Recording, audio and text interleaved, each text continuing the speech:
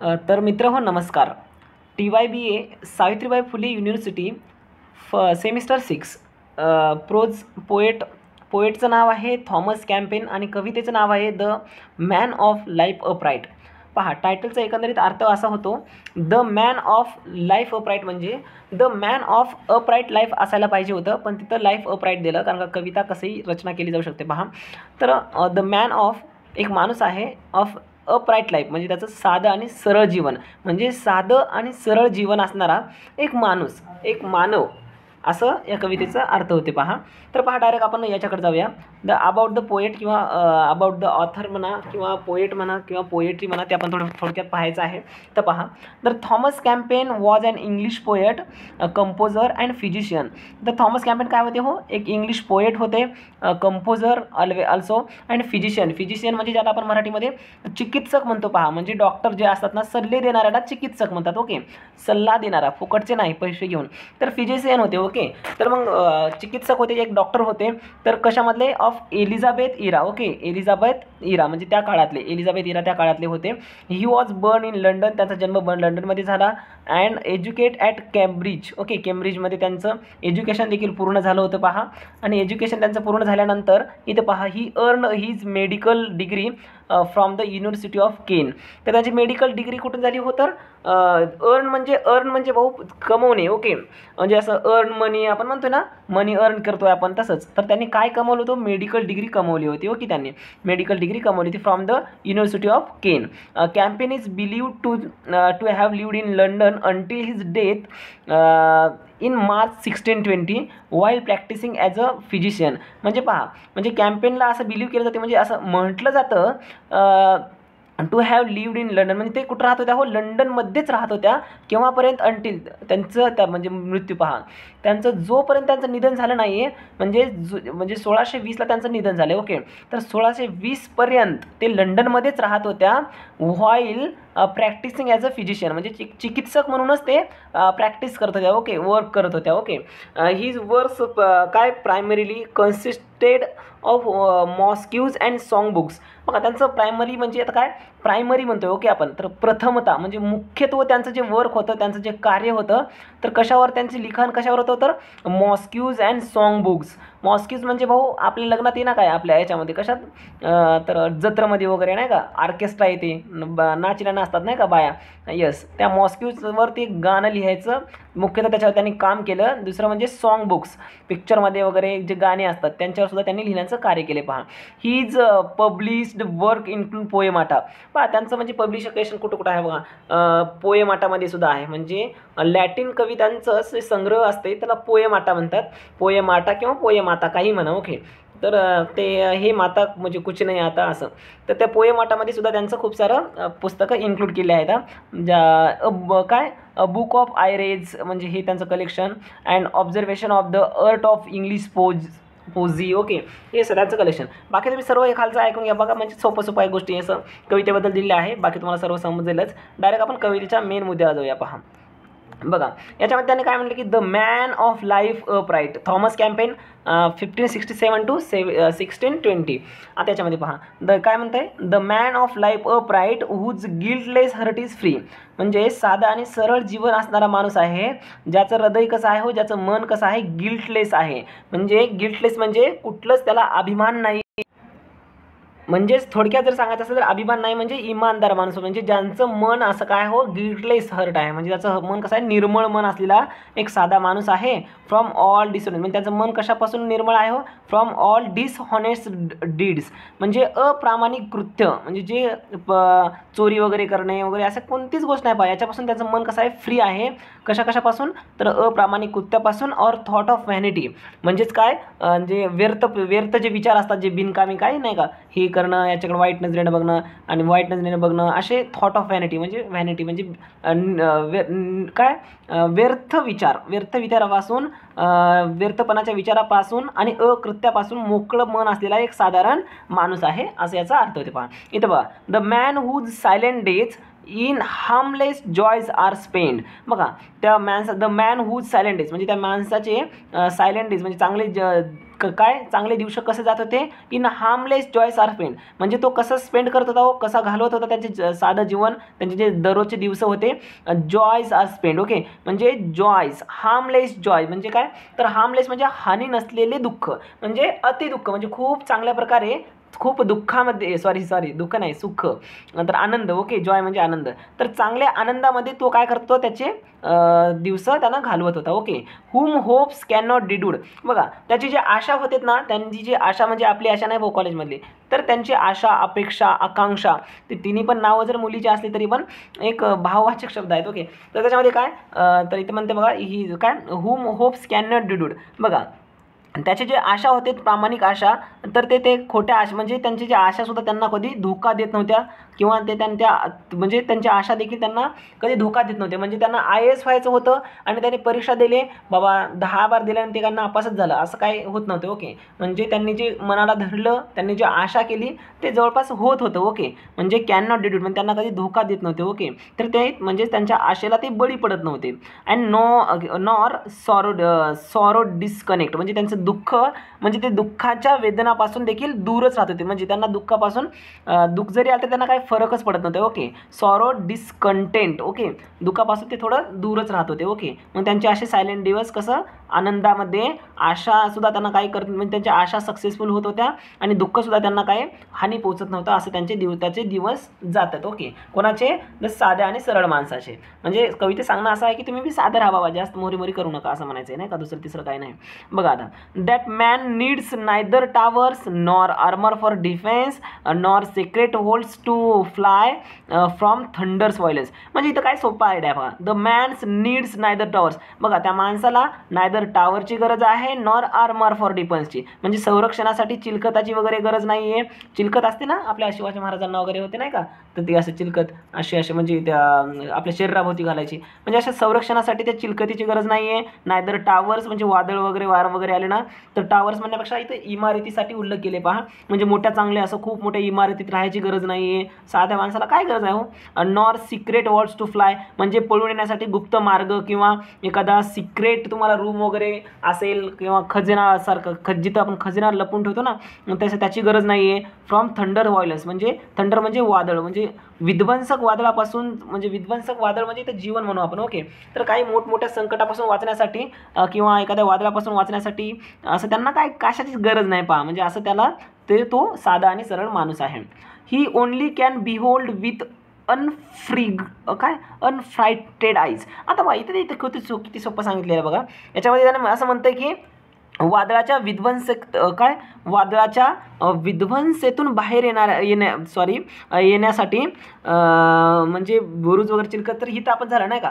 मग याच्यामध्ये काय म्हणते की मी भरकटलो होतो, ही ओनली कॅन बिहोल्ड. ओके, तर ही ओनली कॅन बिहोल्ड याचा अर्थ असा आहे की ते कशालाही पाहून फक्त पहा, म्हणजे त्याचे जे डोळे आहेत अनफ्रिटन आईज आहेत. ओके, अनफ्रिटड आईज आहेत, त्याचे जे डोळे आहेत तर ते कशाला पाहू शकतात हो, एवढे सक्षम आहेत की द हॉरर्स ऑफ डीप, म्हणजे खोलीतल्या म्हणजे आता पहा आपण कशामध्ये खोली पहा, विहीर असेल, विहिरीची खोलीमध्ये आपण भीतो पहा, म्हणजे किती भीती वाटते, म्हणजे त्या डीप त्या खोलीच्या भीतीला सुद्धा तो घाबरत नाही आहे. ओके, तर त्याचे डोळे एवढे सक्षम आहेत. अँड टेरर ऑफ स्कायज, म्हणजे आकाशामध्ये जे टेरर होते, टेरर म्हणजे काय हो, आकाशामध्ये वादळी वारे विजा वगैरे चमकतात आणि आपल्याला भीती वाटते, दहशत वाटते पहा, म्हणजे त्या ढगांच्या धोक्यांना आणि त्या म्हणजे समुद्र म्हणून आपण पण त्या खोलीच्या भीतीदायक रूपाला देखील त्याचे डोळे भीत नव्हते तो का, मग त्याचे डोळे कसं जवळून पाहत होते. ओके, बिहोल्ड म्हणजे पाहणे. Okay, with unaffrighted eyes. Okay,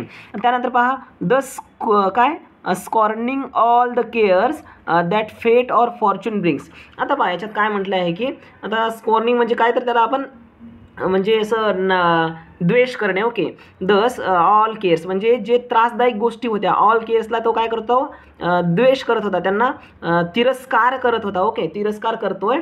आणि that fate or fortune brings म्हणजे भविष्यामध्ये किंवा त्याच्या नशिबामध्ये येणाऱ्या सर्व, ब्रिंग्स म्हणजे येणाऱ्या, फेट म्हणजे नशीब आणि फॉर्च्यून म्हणजे भविष्यामध्ये किंवा नशिबामध्ये येणाऱ्या सर्व गोष्टींना त्यानं काय करत होता हो, तिरस्कार करत होता. ओके, जे त्रासदायक गोष्टी होता, म्हणजे तिरस्कार करत होता म्हणण्यापेक्षा करतो, असा तो साधा आणि आणि सरळ माणूस आहे.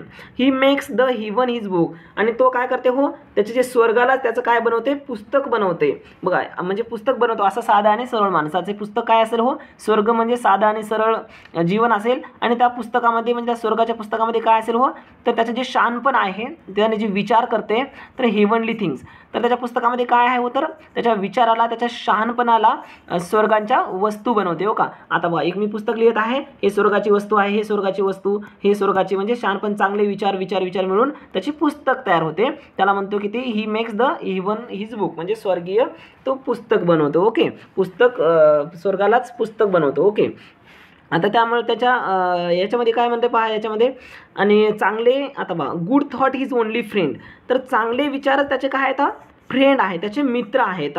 त्याचे फक्त मित्र म्हणजे कोण, चांगले विचारच आहेत. His wealth as well spent is, बघा त्याची जी संपत्ती आहे तर काय आहे, त्याचे मित्र म्हणजे त्याचे चांगले विचार, आणि त्याची संपत्ती म्हणजे वेल स्पेंड इज, म्हणजे त्यांचे जे चांगले जीवन ज्याने जे स्पेंड करत होता, चांगलं जे ही काय त्याचं जे स्पेंड करतो, त्यांचं जीवन त्यानं जे जगत होता ते वेल स्पेंड जगणं म्हणजे त्याची काय संपत्ती आहे. The earth his sober in, आता हे पाहिजे किती सोपं म्हणले, तर अर्थ म्हणजे काय आहे हो, तर त्याच्यासाठी एक प्रवाशांची खोली आहे. ओके, तर शांत म्हणजे सोबर इन म्हणजे काय, शांत असलेले. आता अर्थ म्हणजे काय, अर्थ हिज सोबर इन, शांत, इन म्हणजे आत आलेलं. ओके, एक शांत अशी खोली आहे अर्थ, त्याच्यासाठी एक शांत खोली आहे. जसे की अँड क्विट पिलग्रिम म्हणजे, आणि काय आहे तर क्विट पिलग्रिम म्हणजे शांतपणे आलेले. पिलग्रिम्स म्हणजे तीर्थयात्रेसाठी निघालेले लोक जे असतात त्यांना पिलग्रिम्स पिलग्रिमेज म्हणतात. ओके, तर म्हणजे आता जसं स्वर्गातून माणूस येतो, म्हणजे तीर्थयात्रा स्वर्गातून निघाली समजून घ्या, स्वर्गातून धर्तीवर येतो आणि शांत झोपून घेतो. ओके, म्हणजे असे शांत हे जगल्यासारखं त्याच्यासाठी एक पृथ्वी आहे पहा. पृथ्वी म्हणजे एक शांत खोली आहे, जसं की तीर्थयात्रेसाठी काही दिवसासाठी आला आणि निघून गेला, अशा त्याची हे आहे पहा. म्हणजे याच्यातून एकंदरीत आपल्याला त्या साध्या आणि सरळ माणसाची लाईफ याच्यामध्ये इंट्रोड्यूस केली आहे पहा.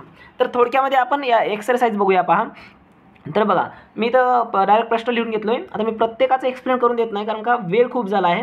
तुम्ही TYBAला असताल म्हणून सर्वांना इथं उत्तर दिले आहे, तर तुम्ही वाचू शकता. ओके, तर थोडक्यात एक्सप्लेन करतो नेमकं काय सांगले त्याच्यात. तर what according to the poet makes one's heart free, म्हणजे म्हणते काय तर कोणाचे हृदय म्हणजे व्हॉट अकॉर्डिंग टू पोएट, त्या कवीच्या मते कोणाचे हृदय कसं आहे हो, तर फ्री आहे. ओके, मेक्स फ्री म्हणजे कोणाचे हृदय मोकळे आहे, तर कोणाचे आहे हो, हिज हर्ट इज फ्री, म्हणजे ही जिथं काय, तर इथं त्या नाव सांगितलं नाही कवी, तर आपण कवीचं म्हणू शकत नाही, पण त्या मधल्या ह्याचं म्हणू शकतो. त्यामुळं हिज हर्ट म्हणजे त्याचं हर्ट कसं आहे हो, फ्री होतं. तर आपण थोडंफार लिहू शकतो की from all kind of guilt his, इथं म्हणजे आपण काय बघून लिहायचं नाही बघा कुठं आहे, तर इथं हां, his heart is free from guiltless for dishonest deeds किंवा थॉट्स ऑफ व्हॅनिटी, अशा आपण गोष्टी डायरेक्ट टाकू शकतो पाहिजे. त्याला लिहून ठेवले त्यानं, honest lives a simple life. तुम्ही स्क्रीनशॉट मारू शकता बघा चांगल्या प्रकारे आता बघत.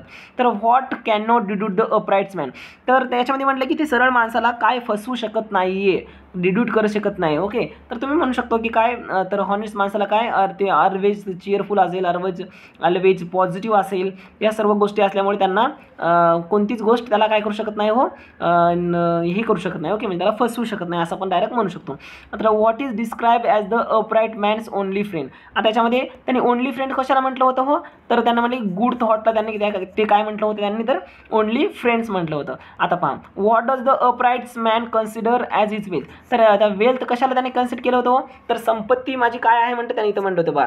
तर वेल्थ काय, वेल स्पेंड एज म्हणजे काय होती, त्याची संपत्ती होती. मग त्यामुळे आपण इथं काय म्हणू शकतो, त्याची लाईफ जे वेल स्पेंड लाईफ असेल, एज तिथं म्हटलं पण आपण लाईफ म्हणू शकतो. Okay, his well spent life is the wealth of his life time.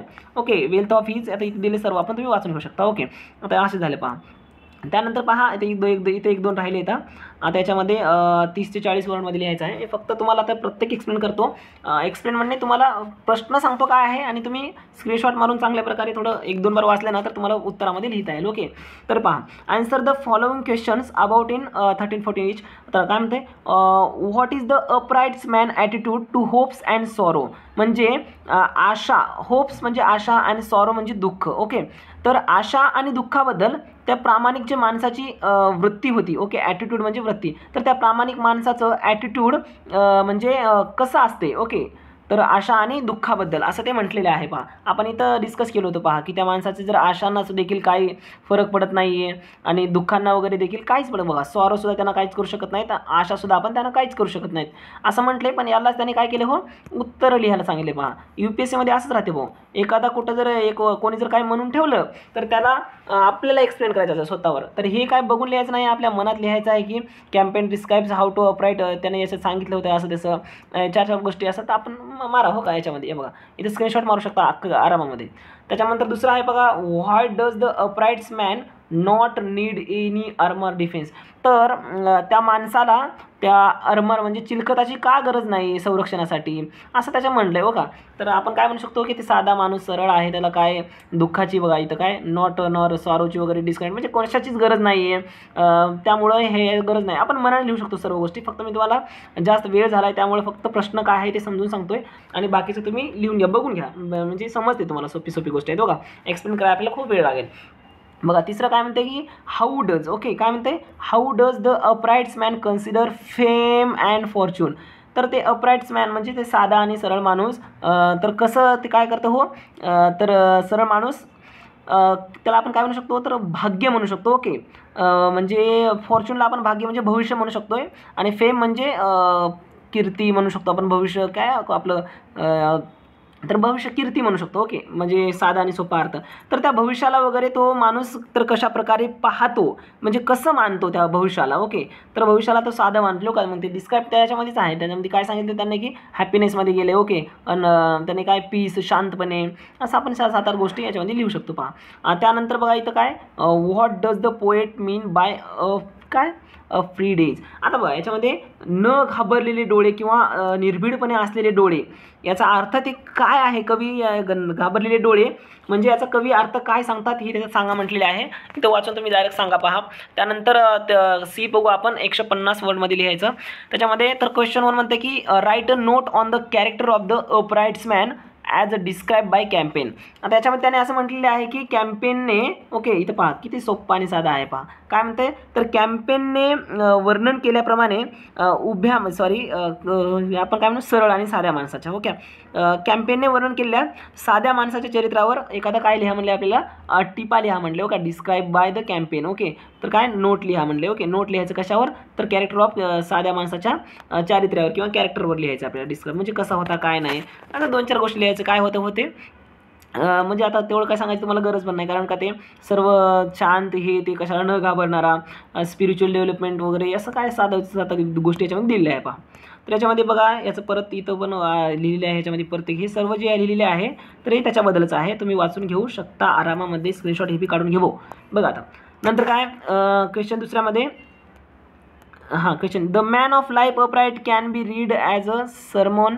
काय एक्सप्लेन द स्टेटमेंट. काय नाही बघा याचा सोपा अर्थ असा आहे की the man of life upright म्हणजे साध्या आणि सरळ माणसाचं काय can be read as a sermon. Okay प्रवचन. ओके त्याला आपण प्रवचन म्हणून जर आपण पाहिलं, साधे आणि सरळ जीवन जर आपण प्रवचन म्हणून जर वाचले किंवा पाहिलं असं म्हणतं याला. ओके तर वाचलं तर त्या जर जीवनाला आपण प्रवचन म्हणून पाहिलं, म्हणजे पाहू शकतो, जर आपण पाहू शकलो तर त्याला आपण म्हणजे हे विधान स्पष्ट करा. याचा अर्थ कसं होते बाकी the man of upright's can be read as a sermon. Okay साध्या माणसाचे जीवन हे प्रवचन म्हणून वाचले, एवढं याचा अर्थ होते. प्रवचन म्हणून जर वाचले तर त्या एक्सप्लेन द स्टेटमेंट म्हणजे प्रवचन म्हणून वाचले तर या स्टेटमेंटला तुम्ही काय करा, एक्सप्लेन करा म्हणते पहा. काय नाही सोपा आहे, एकदम साधा आणि साधे एकदम हे दिलेलं आहे. त्यामुळे वेळ खूप झालेला आहे. शेवटपर्यंत ऐकलास त्याबद्दल तुमचं आभार. तुमच्या मित्रांना पाठवा, एक्झाम जवळ आले आहेत पहा. नेक्स्ट कविता आणि त्या आपले जे धडे आहेत त्यांचे पण ॲज पर ॲज पॉसिबल होईल तेवढे अशा प्रकारचे व्हिडिओ मी पाठवण्याचा प्रयत्न करेन. जर तुम्ही चॅनलला नवीन आला असाल तर सबस्क्राईब करा, लाईक करा, शेअर करा आणि तोपर्यंत जय हिंद, वंदे मातरम.